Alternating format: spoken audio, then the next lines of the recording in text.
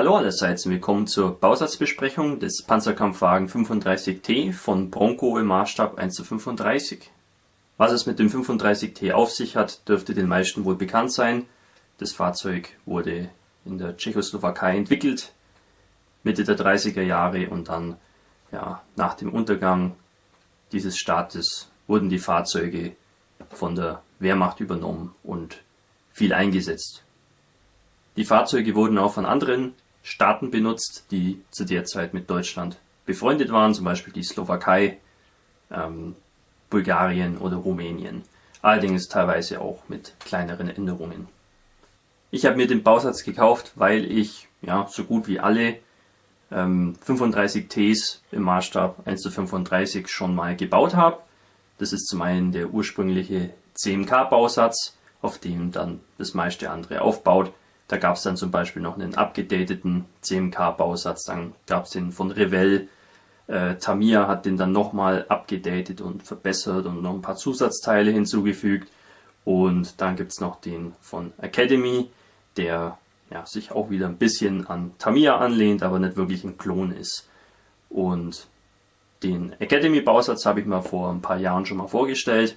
Da könnt ihr auch noch mehr über die Geschichte erfahren von den Bausätzen. Nachdem es jetzt eben diesen Bausatz hier von Bronco und SKP gibt, das sind die gleichen Bausätze, dachte ich mir, warum soll ich den nicht auch mal bauen? Dann ist sozusagen meine Sammlung an 35Ts von verschiedenen Herstellern sozusagen komplett. Ich kann jetzt schon mal sagen, dass ich persönlich den Academy-Bausatz wahrscheinlich bevorzuge.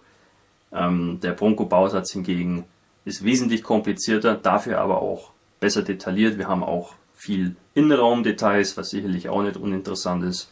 Also ich sage mal, da ist für jeden Geschmack was dabei.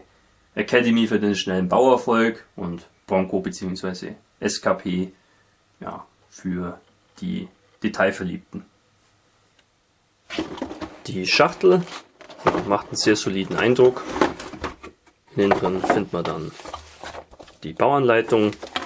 Hier das Boxart nochmal im DIN A4 Format, das könnt ihr euch übers Bett hängen. Und die Teile sind meines Erachtens ganz vernünftig eingetütet. Ja, das macht einen guten Eindruck. Ich denke, da ist mit Transportschäden nicht zu rechnen. Werfen wir zuerst einen Blick auf die Bauanleitung. Wir haben hier eine Hintergrundgeschichte zum Fahrzeug auf Englisch, Deutsch und Chinesisch, nehme ich an. Hier folgen dann einige Sicherheitshinweise und eine Farbtabelle, die bezieht sich auf Mr. Hobby, Hobby Color, Humbrol und Tamiya. Ja, alle Teile und Gießäste im Überblick hier. Immer gut, wenn man das dabei hat. Und dann geht der Zusammenbau los. Und zwar mit dem Innenraum. Die Wanne besteht hier aus mehreren Platten, wie man sehen kann. Ich persönlich empfinde es nicht als Problem. Muss man halt sauber arbeiten. Hier geht es dann schon heftig los mit dem Innenraumausbau. Funkgeräte und so weiter. Das ist immer die Frage beim Innenraum, braucht man das? Ja, ist ein bisschen so der Zeitgeist zur Zeit, dass alle Bausätze mit Innenraum rauskommen. Der Bausatz hier ist, glaube ich, von 2014. Ja, da war das auch schon der Fall. Da ist alles dabei, bis auf den Motor. Ja, das Ganze macht auf jeden Fall doch eher einen komplizierteren Eindruck. Also das ist sicherlich kein Bausatz für Ungeübte. Sicherlich ergeben sich da auch einige Möglichkeiten, den Innenraum irgendwie auch am Ende sichtbar zu halten, weil der ist schon wirklich sehr gut ausgestattet. Ich persönlich plane das jetzt für den Bausatz nicht, aber wer weiß. Ja, hier wird es dann wirklich etwas komplizierter, und zwar hier die Rollwegen des Fahrwerks. Da sind sehr viele Einzelteile zu verbauen und das Ganze ist jetzt auch nicht sehr übersichtlich gestaltet. Ja, muss man einfach vorsichtig sein und darf sich nicht aus der Ruhe bringen lassen. Wenn wir uns jetzt das hier mal anschauen, das ist praktisch diese vordere Rolle. Also da kleben wir schon einige sehr winzige Kleinteile an. Ob das jetzt wirklich nötig ist beim VW-Bau, weiß ich nicht. Bronco hat den Weg gewählt. Ich denke, viele Modellbauer werden sie dafür verfluchen. Ja, dann wird das Fahrwerk montiert und es geht auch schon hier an die Ketten. Da wird gesagt, dass die steckbar sind, also ohne Kleben. Da würde ich mich jetzt nicht unbedingt drauf verlassen. Man kann es mal probieren, aber so ganz überzeugt bin ich da nicht davon. Nun geht's an die Schutzbleche. Auch wieder mit ein paar Foto-Teilen hier und da. Schön finde ich auch, dass die Schutzbleche hier diesen Spritzschutzlappen mit dabei haben. Der fehlt eigentlich bei allen Bausätzen, die es vorher so gab. Muss man dann irgendwie Scratch bauen. Ist jetzt auch kein Problem, aber wenn schon dabei ist, warum nicht?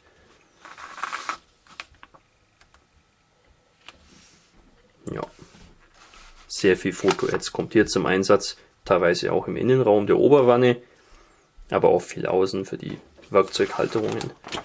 Da braucht man auf jeden Fall Biegewerkzeug und etwas Übung. Ich denke, Ungeübte werden da ganz schnell die Lust verlieren. Und selbst wenn man ein bisschen Ahnung davon hat, es ist nicht wirklich so spaßig. Zum Beispiel hier unten, das sind hier diese Halterungen fürs Abschleppseil. Die müssen wir hier so kurvenförmig biegen. Ich weiß gar nicht, wie das gehen soll. Ich sag mal, alles, was irgendwie eckig gebogen werden muss, ist ja noch irgendwie machbar. Aber hier, da muss man schon irgendwie eine Technik haben. Die Luken am Motordeck kann man offen darstellen. Motor liegt leider keiner bei, aber das könnte man machen. Für einige Versionen dieses Fahrzeugs braucht man dann auch hier diese Halterungen für die Reservekanister. Das ist nicht standardmäßig so. Warum das hier aber nicht dabei steht, weiß ich nicht. Da muss man ein bisschen aufpassen.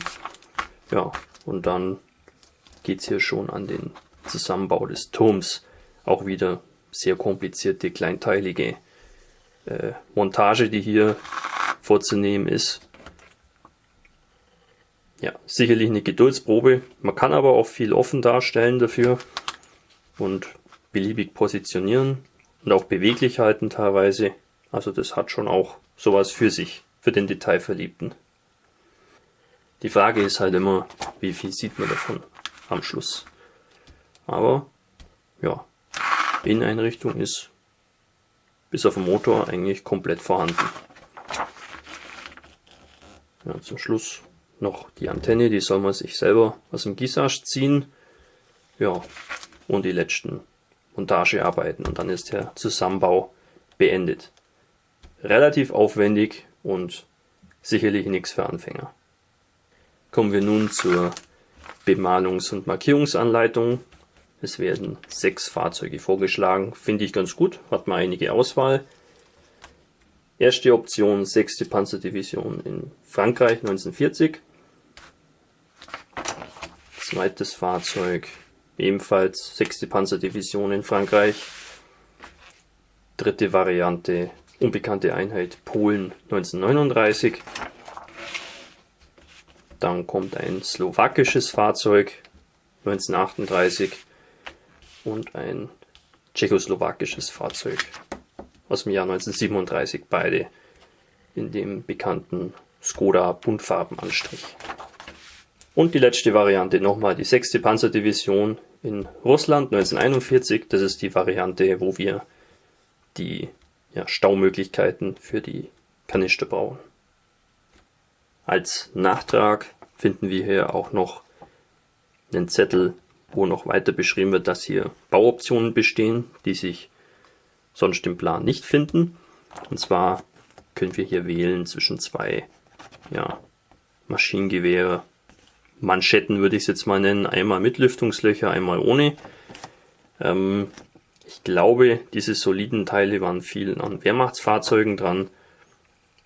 Ganz sicher bin ich mir aber nicht. Ja, jedenfalls ist es hier auch nochmal so als Korrekturpapier dabei, dass man das nicht übersieht.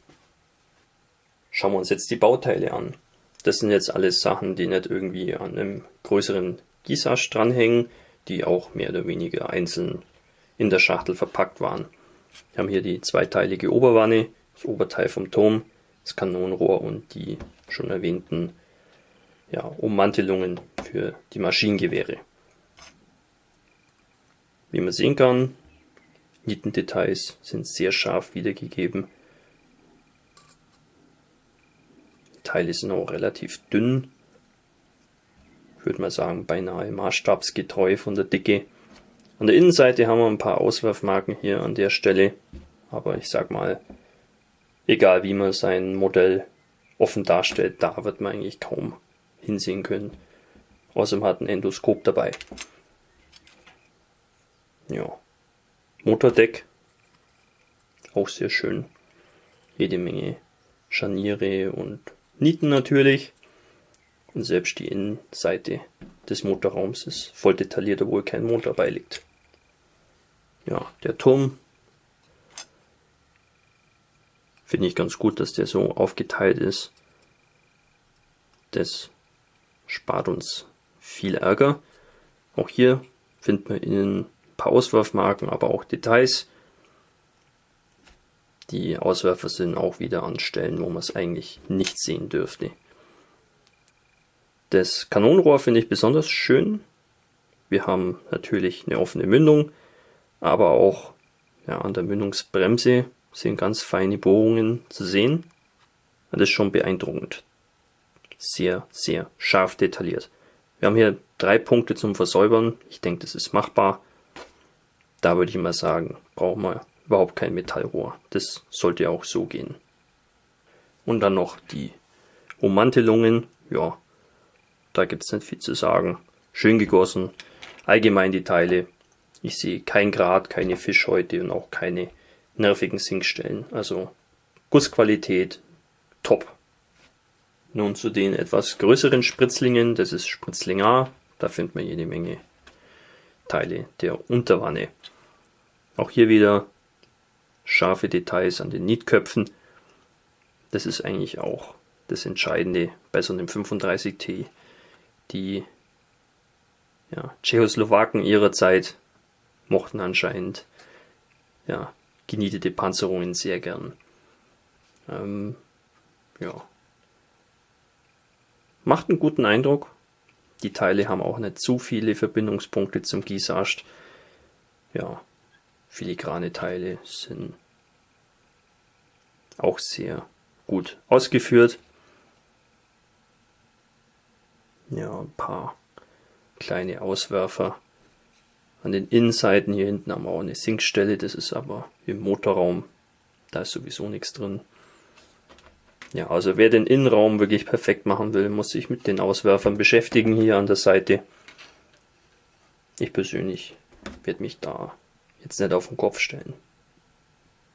Spritzling B liegt doppelt bei und wie man sehen kann, hier wird es sehr, sehr mühsam beim Auslösen. Die Teile haben teilweise 4- oder 5-fache Verbindungspunkte zum Gießast. Da ist halt etwas Geduld erforderlich. Besonders hier bei diesen Stützrollen oder den Munitionsbehältern. Naja, ansonsten Details sind scharf. Wenn ich mir jetzt hier mal die Federpakete hier anschaue, kann auch keine Gussfehler erkennen.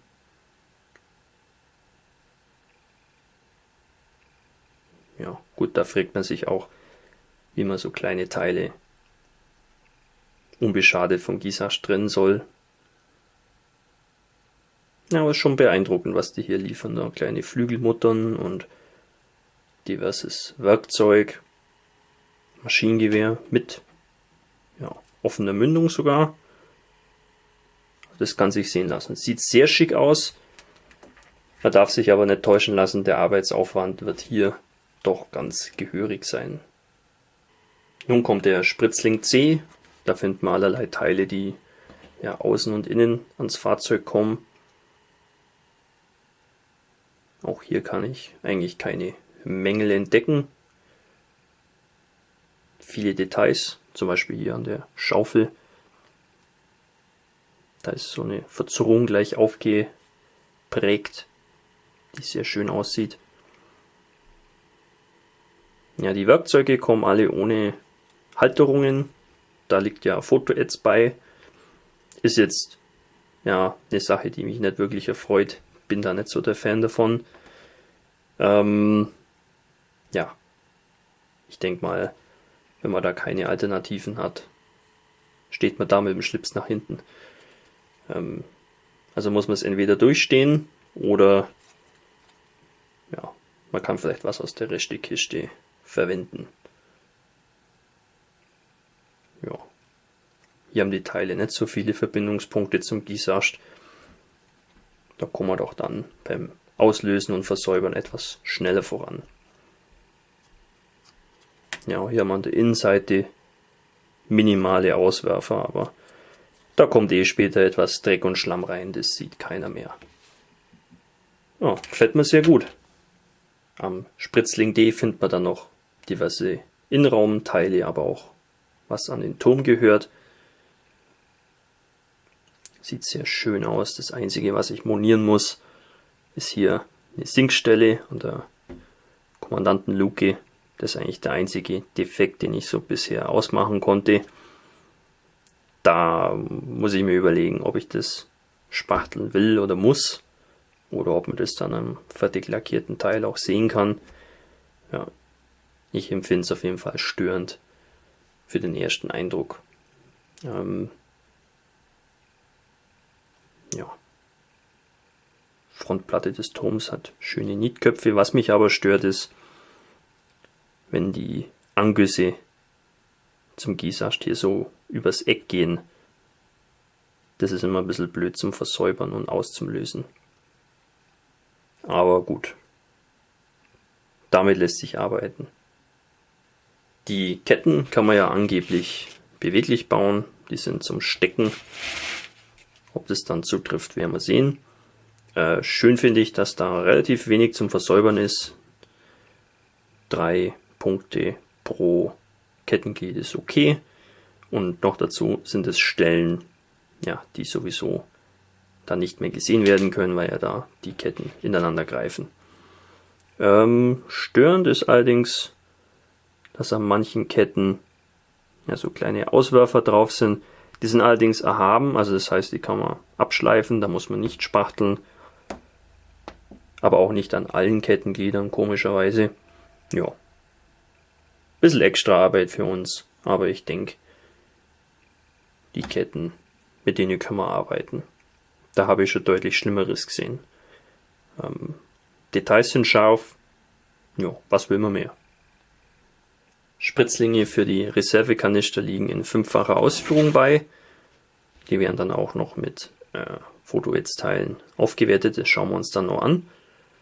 Ja, gut, dass es dabei liegt. So Zubehör kann man immer brauchen. Auch wenn man es jetzt für das Fahrzeug selber nicht verwendet, kann man es mal für irgendwas anderes hernehmen. Details sind schön. Und der Zusammenbau und das Versäubern allgemein sollte auch gut von der Hand gehen. Auch findet man ein paar Glassichtteile im Bausatz. Diverse Sichtblöcke und hier auch was aussieht wie eine Scheinwerferlinse. Ja, ist immer ein nettes Gimmick. Ich fange damit eigentlich nichts weiter an. Ich lackiere das wie alles andere auch und bemal's. Dass man da jetzt irgendwie durchgucken könnte, das habe ich irgendwie noch nie in Anspruch genommen. Aber vielleicht gibt es ja irgendwelche Modellbauer da draußen, die das machen. Jedenfalls sind die Teile gut gefertigt, kann keine Mängel erkennen. Die Foto-Ads-Platine fällt bei dem Bausatz sehr umfangreich aus. Nicht nur wegen den Teilen, die an die Kanister kommen, sondern hier gibt es Foto-Ads-Teile für jeden Bereich des Fahrzeugs. Innenraum, Außen. Also da ist man schwer beschäftigt. Das meiste sollte gut zum Verarbeiten sein, weil es einfach gerade Stücke sind oder Teile, die man einfach nur im 90-Grad-Winkel falten muss. Aber wie wir schon in der Bauanleitung gesehen haben, manche Teile sollen auch rund gebogen werden. Da habe ich so meine Bedenken, ob das so einfach machbar ist. Da muss ich mir noch ein bisschen was überlegen, wenn ich dann mal dazu komme, das zu bauen. Ja, an und für sich, ich komme damit klar, aber ich denke mal, Anfänger oder Ungeübte, was Panzermodelle angeht, sollten da sich lieber einen anderen Bausatz aussuchen. Der Abziehbilderbogen fällt auch recht umfangreich aus. Wir haben diverse Balkenkreuze und taktische Markierungen, aber dann eben auch für die tschechischen bzw. slowakischen und tschechoslowakischen Fahrzeuge Markierungen, was relativ ungewöhnlich ist. Mir gefällt, dass der Trägerfilm relativ klein ist. Wie ihr sehen könnt, das ist wirklich nur das Abziehbild selber und ein kleiner Bereich außenrum. Das ist gut, dadurch kann man das Silbern auf jeden Fall deutlich unterbinden. Ja, und ansonsten sind meine Erfahrungen mit Bronco-Abziehbildern eigentlich recht positiv. Ich hatte da eigentlich noch nie größere Probleme. Es gibt bessere Abziehbilder, aber auch deutlich schlechtere. Erstaunlicherweise wirkt der Bausatz weniger abschreckend, als ich zunächst vermutet habe. Vor ein paar Jahren noch, als ich den Academy-Bausatz gebaut habe, ja, konnte ich mir das gar nicht vorstellen, dass überhaupt jemand den Bronco-Bausatz bauen will. Jetzt, wo ich ihn gesehen habe, muss ich sagen, ja, er ist sehr anspruchsvoll und gerade das Fahrwerk oder auch das viele Fotogeätzte und die ganze extra Arbeit, die wir natürlich durch den Innenausbau haben, ja, das kann alles etwas nervenzehrend sein und vielleicht ja, Modellbauer, die vielleicht nicht so ganz den langen Atem haben, stören. Ich persönlich halte es für machbar. Ich würde trotzdem allen Leuten, die einen Panzerkampfwagen 35T bauen wollen, den Academy-Bausatz empfehlen. Der ist wirklich nett und auch ja, sehr billig eigentlich in der Anschaffung. Der Bronco-Bausatz hier, der ist wirklich was für ja, sehr geübte Modellbauer, sehr detailverliebte Modellbauer oder einfach Leute wie mich, die die anderen Bausätze schon gebaut haben und ja, nur noch der Bronco-Bausatz fehlt sozusagen in der Sammlung. Jedenfalls ist es gut zu wissen, dass die Fertigungsqualität ja, durchweg sehr hoch ist. Ich habe eigentlich kaum irgendwelche Mängel erkennen können. Ja, außer eben der Tatsache, dass das Modell einfach an und für sich sehr komplex ist. Aber wenn alle Teile passen und man ein bisschen Geduld hat, sollte das an und für sich kein Problem sein. Der Bausatz kostet hierzulande, je nachdem wo man schaut, so um die 40 Euro. Meistens taucht so ein Preis ja, um die 39 Euro auf. Finde ich für das Gebotene sehr angemessen. Man hat eigentlich alles in dem Bausatz, was man braucht und ja, sogar eine Inneneinrichtung, wer das benötigt. Mein Plan für den Bausatz sieht vor, da ein rumänisches Fahrzeug zu bauen. Ich weiß, dass die rumänischen 35Ts ja, baulich etwas anders waren. Da war die Rückplatte der Wanne und des Turms anders geformt, was in dem Bausatz nicht der Fall ist.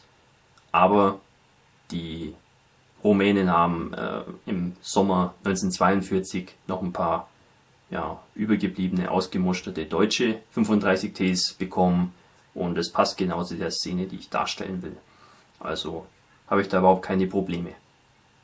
Ich werde mir also dann noch ein paar Abziehbilder für ja, die rumänischen R2, wie sie dort hießen, besorgen und dann kann ich eigentlich schon loslegen. Das ist mal was anderes. Soweit so gut. Ich hoffe, ihr fandet diese Vorstellung interessant und hilfreich und wir sehen uns wieder im nächsten Video. Euer Hamika Barkas.